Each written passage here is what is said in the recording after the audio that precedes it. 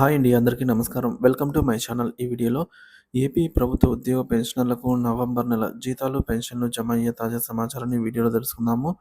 వీడియోనైతే ఎక్కడే గానీ స్కిప్ చేయకుండా ఎండ్ వరకు చూడండి. అప్పుడే ఇన్ఫర్మేషన్ పూర్తిగా అర్థమవుతుంది. వీడియో చూసిన ప్రతి ఒక్కరు వీడియోకైతే లైక్ చేయండి ఫ్రెండ్స్. ఈ వీడియోని తోటి ఉద్యోగ పెన్షన్ మిత్రులతో అయితే షేర్ చేయండి. కొత్తగా మన ఛానల్ చూస్తున్నవారు సబ్స్క్రైబ్ చేసుకోకుంటే వెంటనే మన ఛానల్ అయితే సబ్స్క్రైబ్ చేసుకోండి. దీని ద్వారా నేను చేసే లేటెస్ట్ వీడియోస్ అన్నీ మీ వరకు రీచ్ అవుతాయి.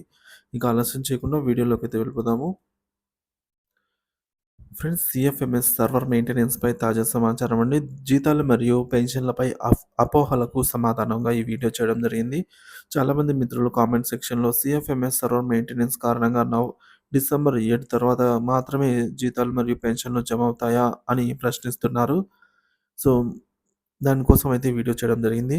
సీఎఫ్ఎంఎస్ సర్వర్ మెయింటెనెన్స్ వివరాలైతే ఈ విధంగా ఉన్నాయండి. 2024 సో, మనకు 2024, 25 ఆర్థిక సంవత్సరానికి బడ్జెట్ అప్‌లోడ్ ప్రక్రియలో భాగంగా డిసెంబర్ 1, 2024 నుంచి డిసెంబర్ 1 నుంచి 7 తేదీ వరకు బడ్జెట్ లొకేషన్ మాడ్యూల్స్ BLMలో బడ్జెట్ సేవలు అందుబాటులో ఉండవు.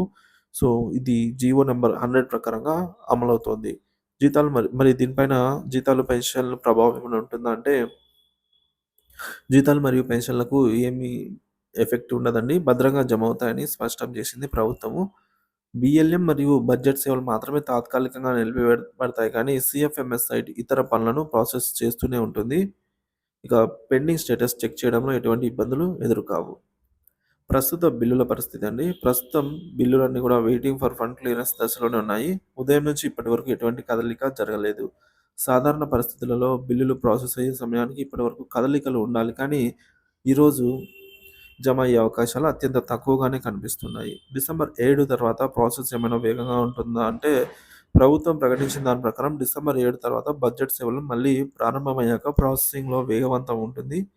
సో, పెండింగ్ క్లియరెన్స్ ఉన్న బిల్లులను తక్షణమే ప్రాసెస్ చేయాలని ఆర్థిక శాఖ ఇప్పటికే చర్యలు తీసుకుంటోంది.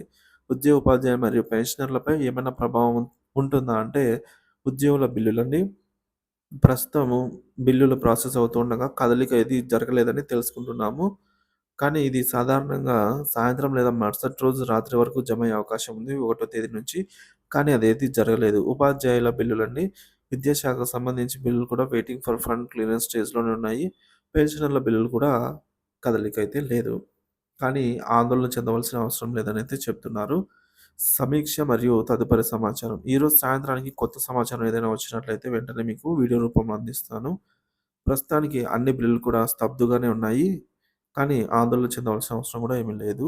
తదుపరి ప్రక్రియ అయినటువంటి అప్డేట్ గురించి మరుసటి వీడియోలో తెలుసుకుందాము. సో, మీ ప్రశ్నలకు సంబంధించి స్పష్టత ఇచ్చే ప్రయత్నం అయితే చేశామండి.